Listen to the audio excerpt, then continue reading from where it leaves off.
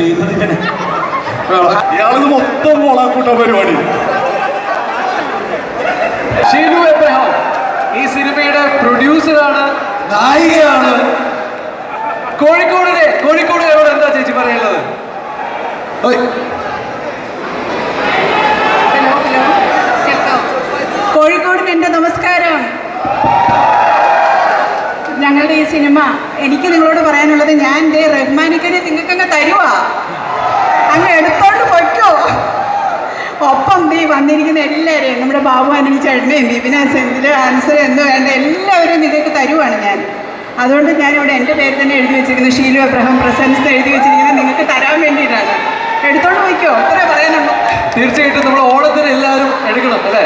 ഓണത്തിനാണ് ഈ സിനിമ തിയേറ്ററിൽ ഹിറ്റ് ചെയ്യാൻ പോകുന്നത്. സോ ഈ ഓണം തൂക്കാനായിട്ട് ബാഡ് ബോയ്സ് ടീം റെഡിയാണ്. 13-ാം തീയതിയാണ് നമ്മുടെ പടം റിലീസാവുന്നത്. അപ്പോൾ നിങ്ങൾ എല്ലാവരുടെയും സപ്പോർട്ട് എനിക്ക് വേണം. കോഴിക്കോടിന് ഞാൻ സമർപ്പിക്കുന്നു ഈ പാട്ട്. അതുകൊണ്ടാണ് ഞങ്ങൾ ഈ ഓഡിയോ ലോഞ്ചിന് വേണ്ടിയിട്ട് കോഴിക്കോട്ടേക്ക് തന്നെ വന്നത്. എനിക്കറിയാം നിങ്ങൾക്കൊക്കെ ഒരുപാട് ഇഷ്ടമായിട്ടുണ്ടാവുമെന്നറിയാം. സപ്പോർട്ട് ചെയ്യില്ലേ? ഉറപ്പായിട്ടും എക്കാലവും ഓർത്തു വെച്ചിരിക്കുന്ന മാപ്പിളപ്പാട്ടാണിത്. അതാണ് ഈ പാട്ടിന്റെ ഏറ്റവും വലിയ പ്രത്യേകത. റഹ്മാനക്കൻ ഇന്നാണ് ഈ പാട്ട് ഇവിടെ കാണുന്നത്. അന്ന് ഷൂട്ട് കഴിഞ്ഞിട്ട് പോയാണ്. കണ്ടു കഴിഞ്ഞപ്പോൾ എന്താണ് അടിപൊളി. കാരണം ഈ പാട്ട് എടുക്കുന്ന സമയത്ത് ഞാൻ നല്ല ഫീവറായിരുന്നു, എനിക്ക് ഭയങ്കര ഫീവറായിരുന്നു.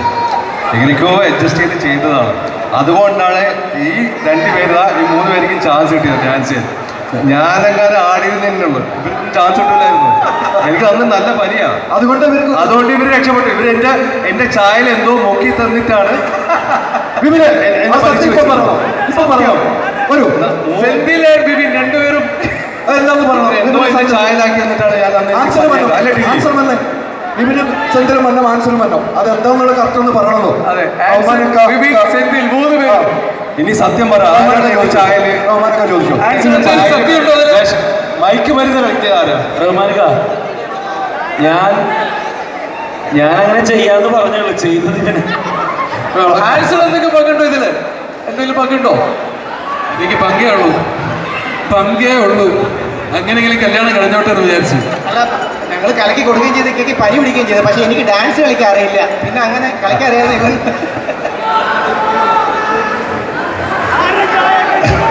ആൻസിനെ പറ്റി ഒരു സത്യം പറയട്ടെ. ഈ പടത്തിൽ ചെയ്യാൻ പറഞ്ഞ ഈ സോങ് കാരണല്ലേ. അങ്ങനെ ആൻസൺ എന്തുകൊണ്ടാണ് ഈ പടം ചെയ്യാൻ സമ്മതിച്ചതെന്ന് ചോദിക്കുന്നത്. അതിപ്പോ പാട്ടിൽ കണ്ടിട്ടുണ്ട്, കൃത്യമായിട്ട് പറയണം. പാട്ടേ കണ്ടല്ലോ. പറഞ്ഞേക്ക്. ഞാനും റഹ്മാനൊക്കെ ഉള്ള ഒരു ബോണ്ട് കണ്ടില്ലേ? ആ ഉമ്മയ്ക്ക് വേണ്ടിയാണ് മോളെ പറയണ്ട. എന്റെ ഉമ്മയ്ക്ക് വേണ്ടി തന്നെ ഞാൻ കെട്ടിയേ. അപ്പൊ നമുക്ക് ഈ പാട്ടിൽ കണ്ട 2 നായികമാരെ ഒന്ന് സ്റ്റേജിലേക്ക് വിളിക്കാം. ഒന്ന് വരുമോ?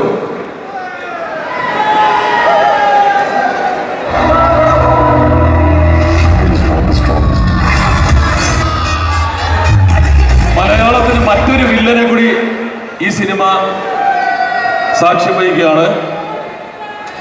ഷേർഷാ.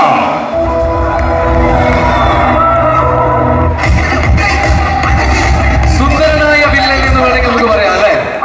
മലയാളത്തിലേക്ക് മറ്റൊരു സുന്ദരനായ വില്ലൻ. ഹായ് കാലിക്കറ്റ്.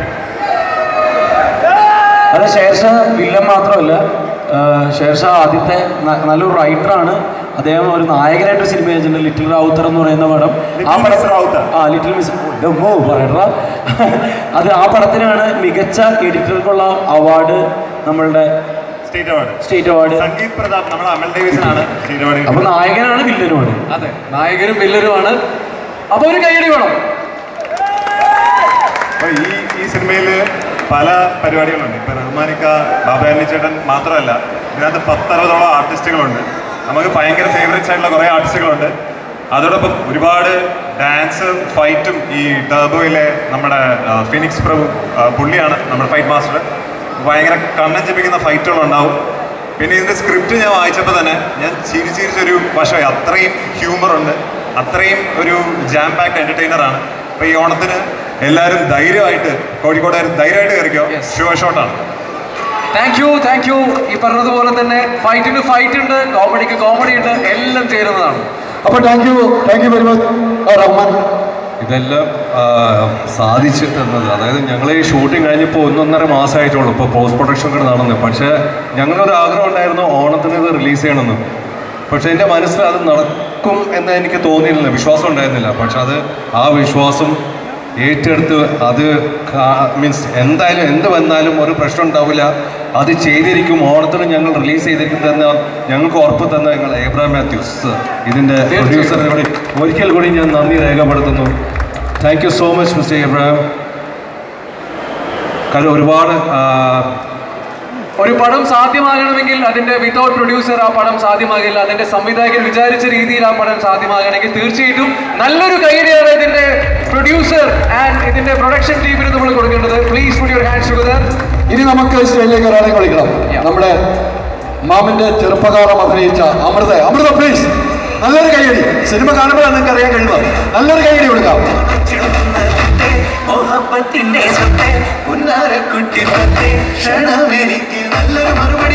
ഇനി ഈ പാട്ടിന് മ്യൂസിക് നൽകിയ വില്യൻ സർ പ്ലീസ് കം. ഇദ്ദേഹമാണ് ഇതിന്റെ മ്യൂസിക് നൽകിയിരിക്കുന്നത്. ബാക്ക്ഗ്രൗണ്ട് സ്കോറെല്ലാം നൽകിയിരിക്കുന്നതാണ്. ഇതിന് പാടിയ ആളുകളുണ്ട്. ഹരിനാരായണ ചേട്ടൻ പ്ലീസ് കം. എഴുത്താണ് എല്ലാം ഓക്കെ, എഴുത്ത്. ഇനി പാടിയ ആളുകളുണ്ട്.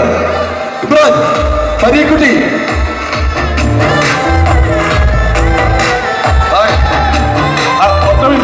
ആ സൗണ്ട് കുറച്ച് ഈ ഹൈദരാബാദ് തെറ്റിയാണ് പറഞ്ഞത്. അല്ല, ഹരിനാരായണൻ ലിറിക്സിസ്റ്റ് ആണ്. അതെ, അതായത് ഹരിചേട്ടൻ, ഒറ്റ മിനിറ്റ്, ഹരിചേട്ടനെ പറ്റി പറയാനാണെങ്കിൽ ഒരുപാടുണ്ട്. ഓലഞ്ഞാലിക്കുരുവി കേട്ടില്ല? ഹരിചേട്ടൻ അമ്പാഴം തണലിട്ടൊരു ഇടവഴിയിൽ ഹരിചേട്ടൻ മുരുക പുലിമുരുക മുതലേ ഏത് ടൈപ്പ് പാട്ട് വേണ്ടെന്ന് പറഞ്ഞാൽ ഹരിചേട്ടൻ ഹരിനാരായണൻ. അപ്പോ നമുക്ക് ഏത് ടൈപ്പ് പാട്ട് വേണ്ടെന്ന് പറഞ്ഞാൽ 10 മിനിറ്റിൻ്റെ ഉള്ളിൽ വന്ന് എഴുതി തരുന്ന ഹരിചേട്ടനാ. ഹരിച്ചേട്ടാ, ഞാൻ മറ്റേ നമ്മുടെ ഗായകനുണ്ടല്ലോ, അതും കൂടെ ഞാൻ കൂട്ടി. അപ്പൊ ഞാനിത് എഴുതിയ സമയത്ത് ഞാൻ അവിടെ ഇല്ലാത്ത കഥ എഴുതിയപ്പോഴാണ് അത് ഞാൻ വീണത്. പോലെ ഒന്നുകൂടെ വീഴേ.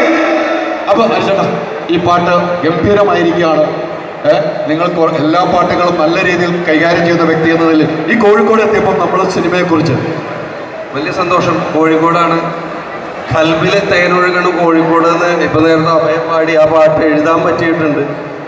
അതിന് നമ്മളൊരു കൈയടി വേണ്ടേ? കോഴിക്കോടുകാരുടെ കൈയടിയാണ് കൊടുക്കേണ്ടത്. BK ഹരിനാരായണൻ നമ്മുടെ സ്വന്തം. പിന്നെ ഒമർ ലുലുവിന്റെ ആദ്യത്തെ സിനിമ തൊട്ട് ഈ സിനിമ വരെ സഹകരിക്കാനുള്ള ഭാഗ്യം ഉണ്ടായിട്ട് അടിപൊളി. അതാണ് വീണ്ടും എന്ത് ഈ പാട്ട് എഴുതി ഹരിച്ചേട്ടനാന്ന് പറഞ്ഞില്ലേ? വീണ്ടും ഒരു മണ്ടത്തരം പറഞ്ഞു. ഇത് ഈ പാട്ട് എഴുതിയിട്ടുള്ളത് നല്ലളം വീരാണ് എന്ന് പറഞ്ഞ കോഴിക്കോട്ടുകാരനാണ്. കാര്യങ്ങൾ പറയട്ടെ ഹരിച്ചേട്ടാ, എന്തായാലും എഴുതുന്ന ഒരു ആള് തന്നെയാണ്. 2 ലൈൻ ഞാൻ ഈ പാടാൻ പോകുന്ന തിരുത്താൻ 2 ലൈൻ പാട്ടെന്ന് പറഞ്ഞു. ഏതെങ്കിലും 2 ലൈൻ പ്ലീസ്. അല്ലെങ്കിൽ ഞാൻ പറഞ്ഞത് തെറ്റിപ്പോയെന്ന് പറഞ്ഞാൽ ആകെ പ്രശ്നം. 2 ലൈൻ പാടും. 2 ലൈൻ പാടും. ഇതുവരെ തെറ്റി പറഞ്ഞതാണ്, എല്ലാവരും മാപ്പാക്കണം. എനിക്ക് പാടാൻ അറിയില്ല, അതുകൊണ്ട് നമുക്ക് ഈ ഗാനം ഒന്ന് ഈ ആലപിച്ചവർ തന്നെ. ഇമ്രാൻ, ഒറ്റ മിനിറ്റ്, പാട്ട് പാടാൻ പറഞ്ഞില്ലേ?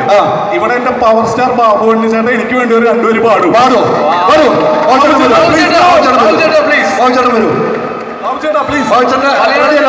Action hero Antony bad boys ടീമിന് വേണ്ടി ഒരു പാട്ട്. ഇവിടെ റെഡിയാണ്. ബാബുചേട്ടൻ തന്നെ പാടിയ പാട്ടാണ്. റെഡി? Okay, play. അതല്ല, ബാബുചേട്ടൻ വേറെ പാട്ട് പാടും.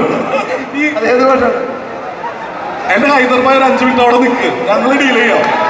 ഇയാളിത് മൊത്തം മോളാക്കൂട്ട പരിപാടി.